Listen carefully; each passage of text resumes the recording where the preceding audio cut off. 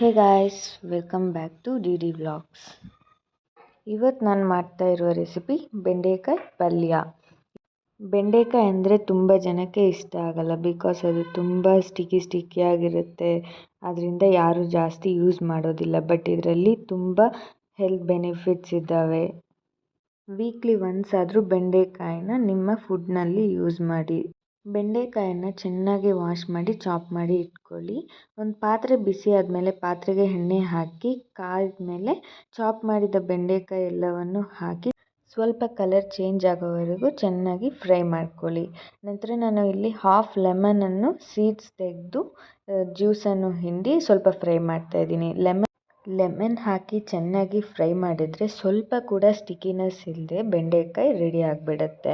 ನಂತರ ಇನ್ನೊಂದು ಪಾತ್ರೆಯನ್ನು ಬಿಸಿ ಮಾಡಿಕೊಂಡು ಎಣ್ಣೆ ಹಾಕಿ, ಎಣ್ಣೆ ಕಾದ ನಂತರ ಸಾಸಿವೆ ಹಾಕಿ ಚಾಪ್ ಮಾಡಿ ಇಟ್ಕೊಂಡ ಆನಿಯನ್ಸ್, ಖಾರಕ್ಕೆ ಬೇಕಾದಷ್ಟು ಒಣಮೆಣಸಿನ್ಕಾಯಿ, ಕರಿಬೇವು ಹಾಕಿ ಚೆನ್ನಾಗಿ ಫ್ರೈ ಮಾಡ್ಕೊಳ್ಳಿ ಉಪ್ಪನ್ನು ಹಾಕಿ. ನಂತರ ನಾನಿಲ್ಲಿ ಹಾಫ್ ಟೊಮೊಟೊವನ್ನು ಚಾಪ್ ಮಾಡಿ ಇಟ್ಕೊಂಡಿದ್ದೆ, ಅದನ್ನು ಹಾಕಿ ಚೆನ್ನಾಗಿ ಫ್ರೈ ಆದ ಮೇಲೆ ಮುಂಚೆನೇ ಫ್ರೈ ಮಾಡಿ ಇಟ್ಕೊಂಡಂತಹ ಬೆಂಡೆಕಾಯನ್ನು ಹಾಕಿ ಇನ್ನೂ ಒಂದು 5 ನಿಮಿಷ ಚೆನ್ನಾಗಿ ಉಪ್ಪು ಹಾಕಿ ಫ್ರೈ ಮಾಡ್ಕೊಳ್ಳಿ.